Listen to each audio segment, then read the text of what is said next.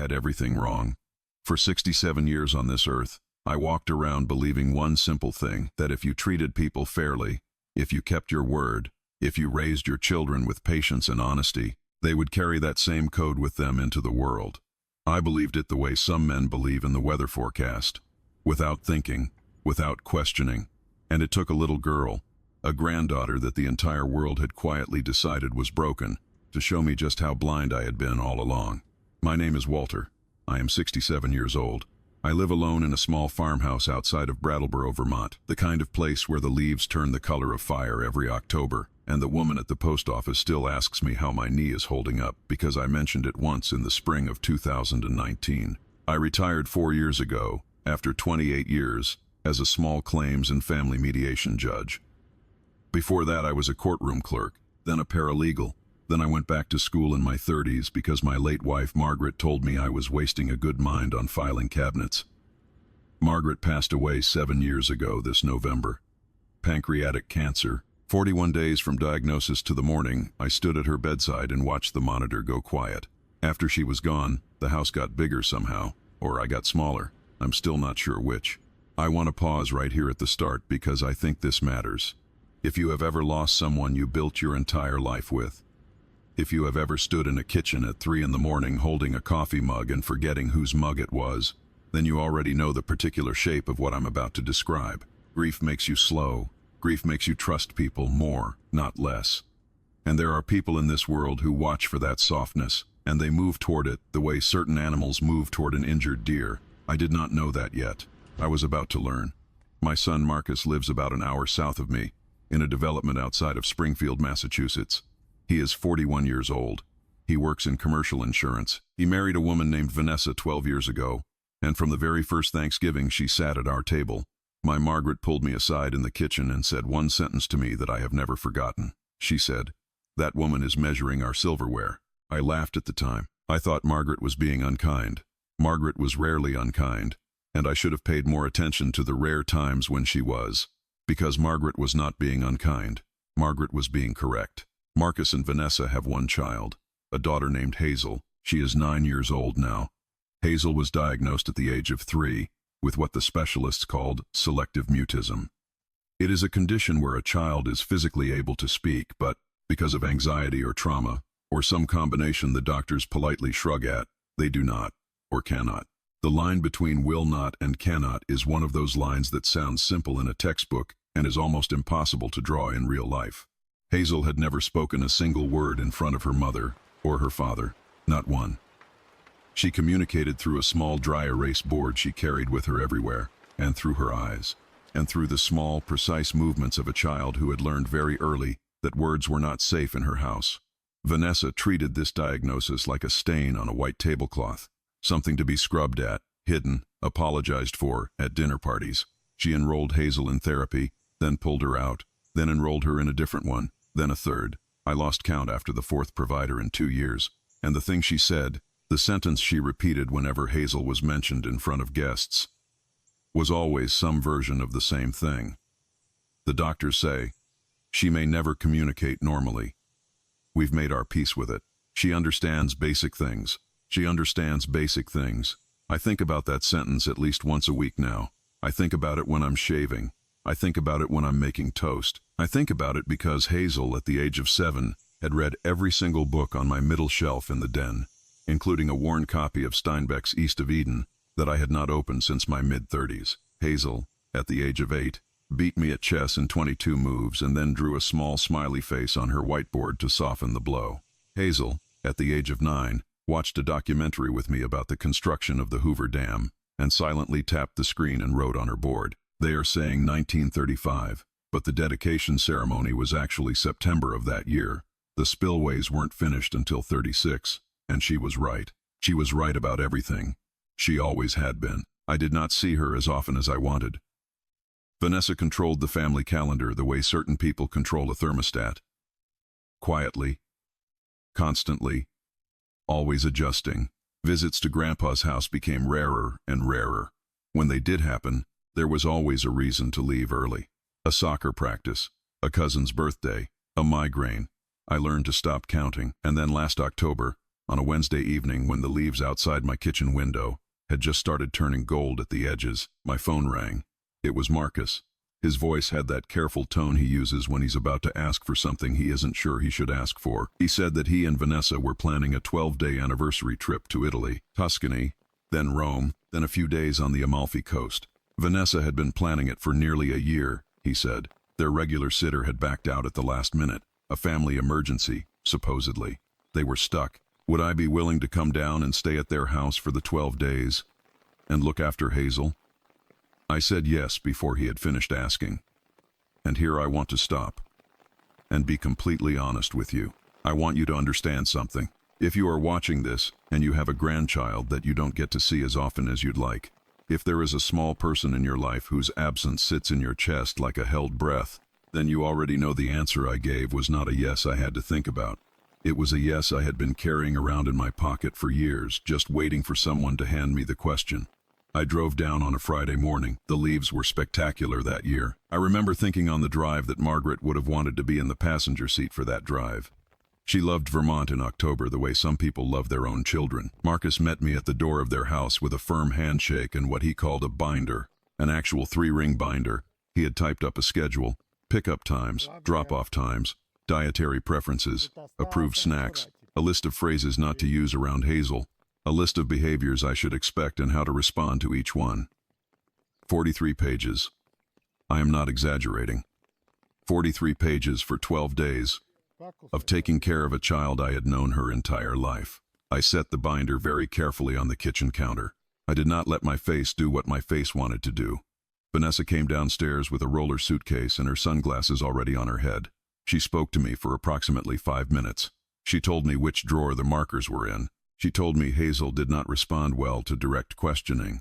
She told me, while looking at a spot somewhere over my left shoulder, that pressuring Hazel to speak would only set us back. Then she walked over to the kitchen table, where Hazel was reading a book with her legs tucked under her, and she said, "Be good for Grandpa, sweetie. He's in charge until we get home." Hazel did not look up from her book. I walked them out to the rental car. I watched the car turn at the end of the cul-de-sac and disappear behind the row of red maples. I stood in the driveway for a long moment, just breathing. The air smelled like wood smoke and cold apples, the exact smell of every October of my life. And then I went back inside. Hazel was still at the kitchen table, but her book was closed now. She was watching the front door, and when I came through it, she looked up at me with an expression I had never seen on her face before. I have spent my entire professional life reading faces across a courtroom. I know what fear looks like. I know what relief looks like. I know what calculation looks like. This was none of those things. This was something else entirely. This was a child who had been waiting. I pulled out the chair across from her and sat down slowly. I said something simple, something gentle. I don't even remember the exact words now. Something like, "Well, it's just us for a while, isn't it?" And she held my eyes for what felt like a long time. Then she picked up her dry erase marker. She wrote 4 words. She turned the board around so that I could read it. "We need to talk." I felt my stomach drop in a way I had not felt in many years. The last time I had felt that particular drop was in a courtroom in 2007, when a 14-year-old boy I had been trying to help told me very quietly that the foster home he had been placed in was not what the case file said it was. You learn to recognize that drop. It is the body knowing something the brain has not yet caught up to. I said, "I'm listening. Take all the time you need." She erased the board. She wrote again, "Not down here. Upstairs. My room." We climbed the stairs together. She closed her bedroom door behind us with that very specific click of a child who has rehearsed this moment. She sat cross-legged on her bed. I sat in the small reading chair in the corner, the one surrounded by stacks of books that came up almost to my knee.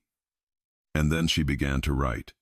She wrote, erased, wrote, erased, wrote.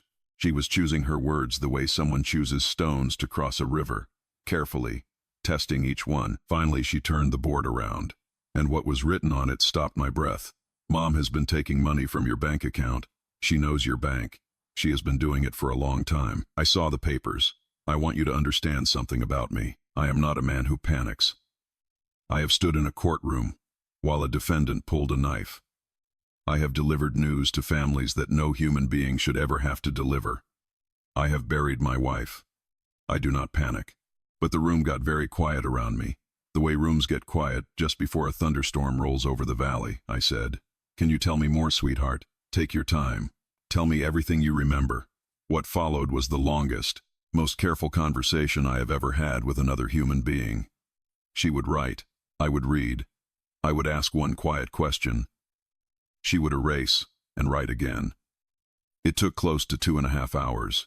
By the time we were done, the light outside her window had gone from gold to gray. And I want to take a moment here, because if you are listening to this, and you are a parent or a grandparent of a quiet child, I want you to really hear what I am about to say next. There is a particular kind of intelligence that quiet children develop.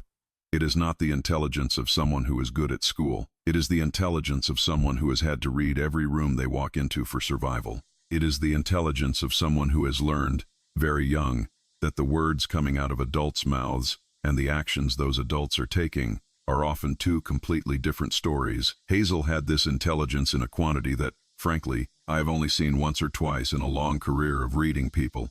Here is what she told me, piece by piece, on that small white board in her bedroom that smelled faintly of cedar and crayons. About 10 months earlier, Hazel had been home from school with a low-grade fever. Vanessa had thought she was asleep upstairs. Hazel had come down quietly. She was very good at quiet.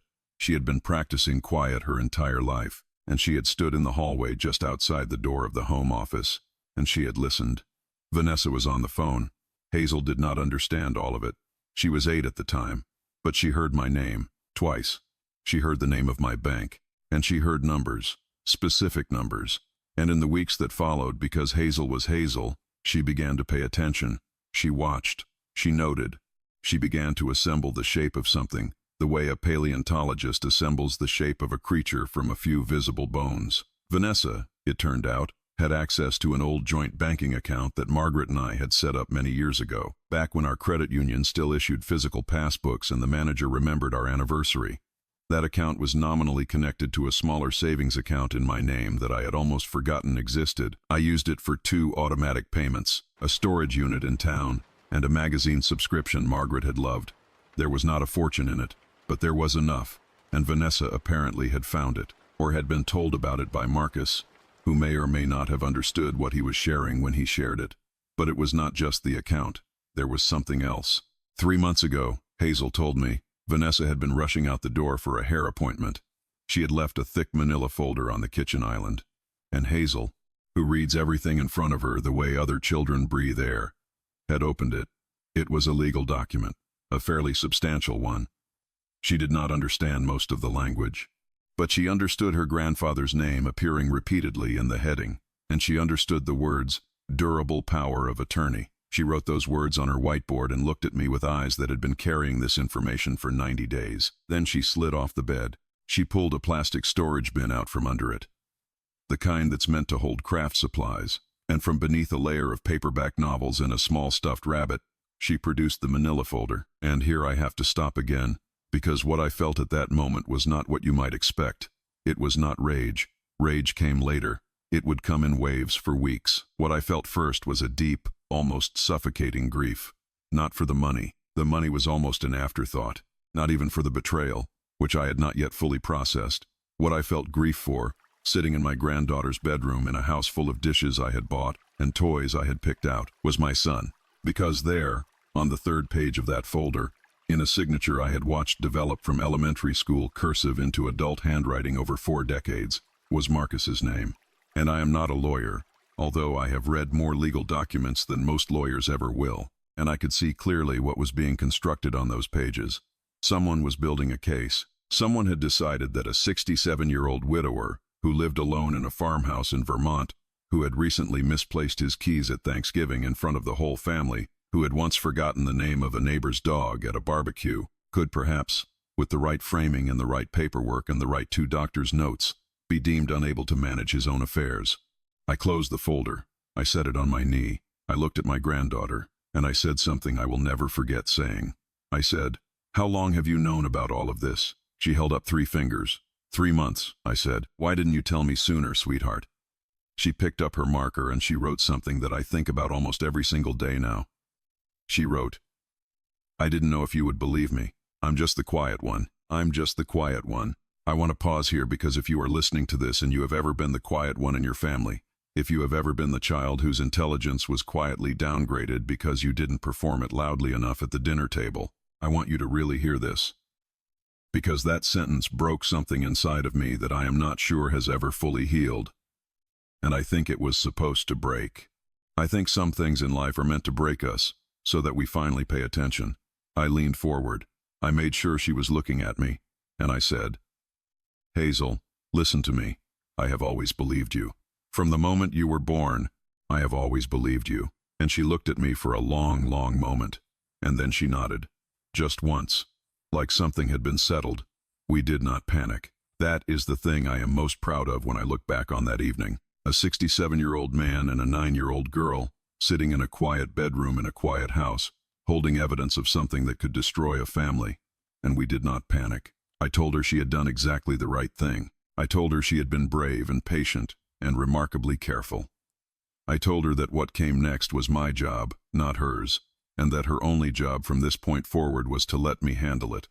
And here I want to say something to anyone watching who has ever been in a similar situation, or who might find themselves in one. If a child ever brings you something this serious, and they will only ever bring it to you once, the most important thing you can do in that moment is not react. Do not gasp. Do not curse. Do not make promises you cannot keep. Hold your face still. Believe them out loud. And then take action quietly. Children who have been carrying secrets need to see that you can hold the weight without dropping it. She wrote one more thing on the board before we went back downstairs.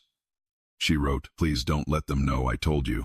I promised her I wouldn't. That night, after I had made her grilled cheese and tomato soup and read to her from a book about a girl who builds a flying machine, after I had sat in the hallway outside her room until I heard her breathing settle into sleep, I went back downstairs to the kitchen table, and I called the only person on earth I trusted completely with something like this. His name is Theodore. We have been best friends since the autumn of 1979, when we shared a dorm room our freshman year of college. He spent 34 years as an estate and elder law attorney before he retired to a fishing cabin in Maine. I told him everything. I described the document page by page. I told him about the account. I told him about Hazel. He asked me 3 or 4 very specific questions, the kind only an old lawyer asks.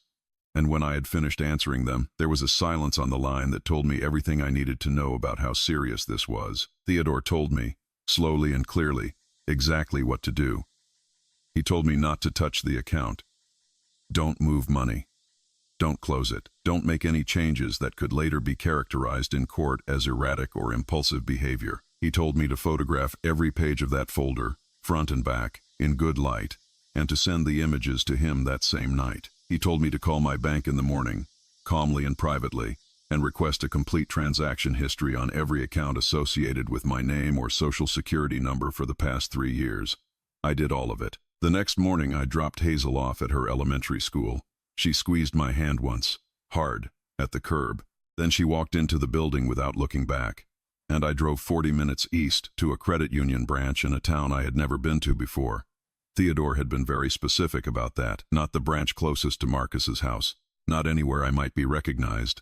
What the branch manager printed out for me, after I had explained who I was and what I was looking for, was worse than I expected. Significantly worse. Over 26 months, a total of $14,720 had been withdrawn from the smaller savings account, in amounts so small and so irregular that no automated system would ever flag them. $80 here, $140 there, $210 on a Tuesday in March. Patient, methodical. The work of someone who is in no hurry. The earliest withdrawal had occurred 14 days after Margaret's funeral. 14 days.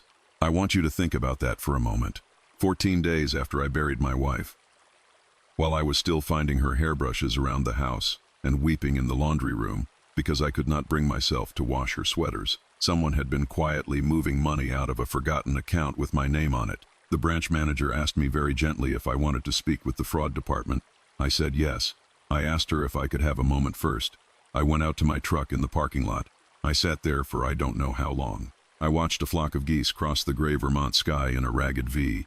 I thought about Margaret. I thought about the morning she died, and about Marcus standing in that hospital corridor with his hand on my shoulder, telling me, "Dad, whatever you need, Anything at all. We are here for you. I thought about how grief makes you slow, and how some people see that slowness and decide it's an opportunity. And then I dried my face on my sleeve. I went back inside, and I filed the report. And I want to say something here to anyone watching this who has ever been financially exploited by someone they loved. Because I know there are people out there. The shame is not yours. Let me say that again. The shame is not yours. The shame belongs to the person who looked at your trust and saw a resource to be drained. You did nothing wrong by loving them. You did nothing wrong by leaving the door unlocked. The fault, all of it, lies with the person who walked through that door with bad intentions. The next 12 days passed quietly. Hazel and I built a small daily rhythm. Mornings were oatmeal and the school drop-off. Afternoons were homework at the kitchen table, then long walks along the creek behind the development. We saw a great blue heron one afternoon. Hazel pointed at it and grabbed my sleeve, and I will remember the look on her face for the rest of my life. She was different with me when it was just us. Not louder, not more expressive in the obvious way, just lighter, like a person who had set down a heavy bag. She laughed at things, out loud, with breath in it. She rolled her eyes at me when I beat her at chess for the first and only time. And then she beat me 3 games in a row out of pure spite, and I respected it. I did not tell her what the bank had shown me. She was 9 years old. She had carried enough already. 2 days before Marcus and Vanessa were due back, Theodore called me. He had reviewed everything. He had also done a quiet record search that I won't describe in detail. He wanted me to understand something important. The power of attorney document had not yet been filed. It was in a draft state, which meant that we still had time. He walked me through what to do, step by step. I took notes on a yellow legal pad with the small, careful handwriting of a man who had, decades earlier, been trained to make a record that other people could read. Marcus and Vanessa came home on a Tuesday afternoon. Their flight had been on time. I had Hazel's bag packed by the door. I had a chicken roasting in the oven. The smell of rosemary and garlic was filling the kitchen the way the smell of a normal home fills a kitchen. The kind of smell that tells anyone walking through the door that nothing unusual has happened here. Vanessa came in first. Tan. Relaxed. She immediately scanned the kitchen the way she always did, cataloging, measuring, looking for things that might have moved. Marcus hugged me. He smelled like airplane and hotel soap. We sat down for dinner. Vanessa told a long story about a vineyard outside of Florence. Marcus told a story about a waiter in Rome. Hazel ate her chicken and looked at her plate. I listened. I nodded. I said the small, empty things that people say at dinner tables. After dinner, while Marcus was rinsing dishes and Vanessa had gone upstairs to unpack, I stopped briefly behind Hazel's chair on my way to the living room. I rested my hand on her shoulder for 1 second. I leaned down. I said, very quietly, the only words I needed to say. "It's handled. You did good, sweetheart." She reached up and put her small hand over mine. Just for a moment. That was enough. That was everything. 3 weeks later, Marcus called me. His voice was tighter than I had heard it since he was 16 years old and had backed my truck into a fence post. He said he had received some legal correspondence. He said he didn't fully understand what was happening. He asked if he could come up and see me. I told him yes. I told him to come alone. He sat across from me at my kitchen table in Vermont, the same table he had eaten 10,000 meals at as a boy. The same chair he had sat in to do his algebra homework. And I told him everything. I did not raise my voice. I have never been a man who raises his voice. I laid the bank statements out on the table in chronological order. I laid the photographs of the document next to them. I told him about the $14,720. I told him about the power of attorney that had not yet been filed but had clearly been in preparation for months. I told him about Hazel, and I watched his face. Now, I want to be very careful here, because the question of what Marcus knew and what Marcus had been told is one I have spent a lot of time thinking about. I have gone back and forth on it more times than I can count. What I saw on his face that afternoon at my kitchen table, and remember, I have spent decades reading faces in courtrooms, was not the face of guilt. It was the face of horror. The slow, dawning, sickening horror of a man who realizes that the life he believed he was living and the life that had actually been happening around him were two completely different things. He had known about the small savings account, yes. Vanessa had told him it was a joint administrative arrangement, something to help me keep track of automatic payments without me having to mess with monthly transfers. He had believed her. He had signed the document she had handed him because she had told him it was a basic estate planning form, the same kind everyone in their 40s was supposed to sign. He had believed that too. Whether that constitutes innocence, whether believing your spouse without question constitutes innocence, I will leave to people wiser than me. I am his father. I will not be the one to settle that question. What I will tell you is that he sat at my kitchen table and cried in a way I had not seen him cry since the day his mother died. And it was not the cry of a man who had been caught. It was the cry of a man who had been used. I handed him a box of tissues. I did not say a word. I let him cry. And when he was finished, I said, "What comes next is going to be hard, but we are going to do it the right way." The legal process that followed is more than I can describe in a single story. And honestly, most of the details belong to my attorney, and not to me. What I will say is this. Vanessa did not contest the fraud findings to the extent her own lawyer initially threatened she would. When Theodore's documentation reached the right people, when the credit union's fraud investigation reached its conclusion, when the question of the unfiled power of attorney was laid out in a single clear timeline, the appetite for a long, expensive courtroom battle evaporated very quickly on her side. Restitution was ordered. Every dollar was returned, with penalties, with interest. Marcus and Vanessa's marriage did not survive that winter. I do not celebrate that. I want to be very clear about this for anyone listening. A broken marriage is not a victory. There are no winners in the dissolution of a family. There is only damage. And the slow, patient work of trying to build something new in the place where the old thing used to stand. Hazel came to stay with me the following summer. Her father drove her up. He stayed for coffee. He hugged me for a long time on the porch before he left. She brought 3 boxes of books, her chess set, a sketch pad, and a brand new whiteboard, a bigger one, because the old one, she wrote on her first morning at my farmhouse, had become too small for everything she had to say. On the 5th evening of that visit, we were sitting together on my back porch. The sun was going down behind the mountains. The fireflies had started coming up out of the long grass. I was drinking iced tea. She was reading a book about a girl who solves a mystery in a lighthouse. The air was warm and soft and perfectly still, and then, without any warning at all, in a small, careful voice that sounded like a door being opened that had been closed for 9 long years, my granddaughter said one word. She said, "Grandpa." Just that. Just my name. I want you to understand something. I did not jump. I did not gasp. I did not turn to her with wide eyes and ask her to say it again. I understood, somehow, in the exact second it happened, that the worst possible thing I could do was make a fuss. She had not spoken for a reaction. She had spoken because she was finally ready, because for the first time in her short life, she was in a place where the words she had been carrying might actually be safe. I looked over at her. She was watching the fireflies. Her book was closed in her lap. I said, just as softly as she had spoken, "I'm right here, sweetheart." She nodded slowly, the way a person nods when something they have always known is finally confirmed out loud. We sat together until the dark came all the way in over the mountains. The fireflies were everywhere by then, hundreds of them, thousands. She didn't say anything else that evening. But the door was open, and the door staying open was everything. I have thought a great deal in the years since about what it means to be underestimated. I was underestimated once or twice in my own life. I was the first person in my family to go to college. I showed up at the University of Vermont in the fall of 1977 with 2 pairs of jeans, a winter coat my mother had bought at a church rummage sale, and a complete lack of any idea how the world actually worked.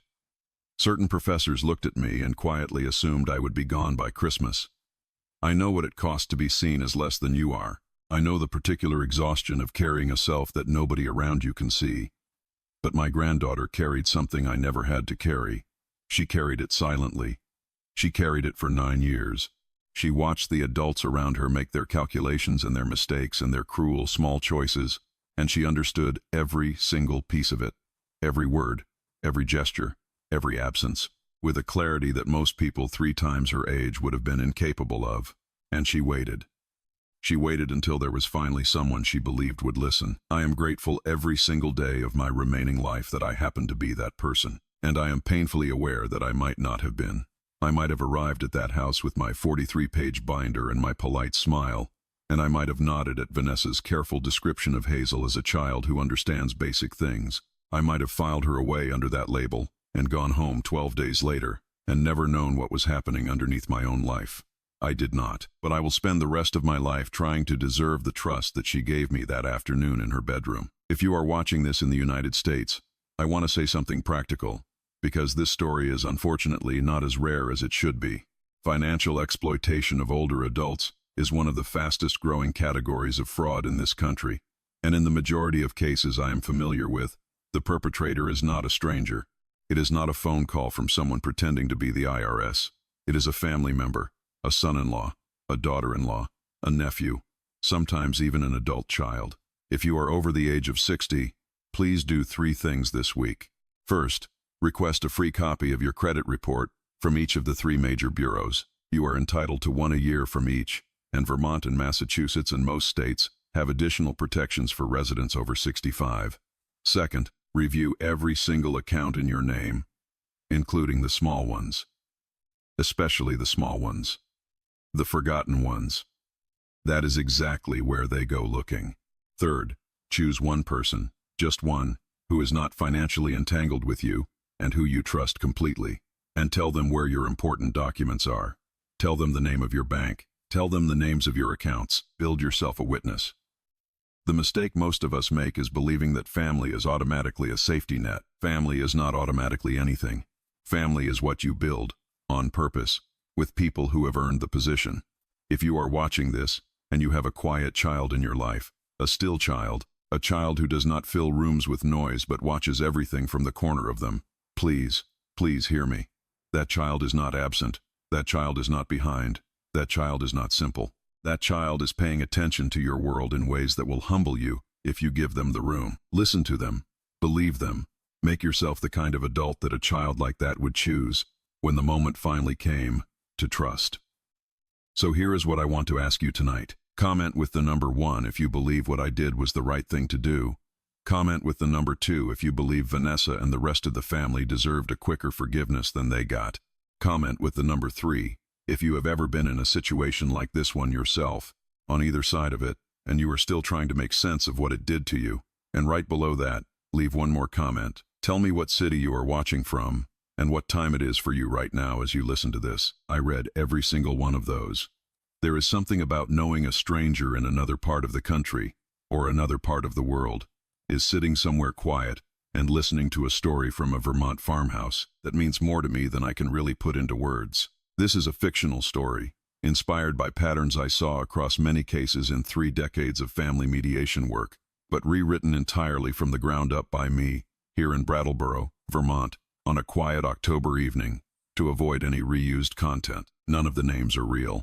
The details have been changed. The truth of it, however, is the truth of many homes in this country. If this story meant something to you tonight, please give it a like. Subscribe to the channel and turn on the bell so you don't miss the next one. There are more stories coming, and I would be honored to have you here for them. Thank you for sitting with me. Thank you for listening. I'll see you in the next one.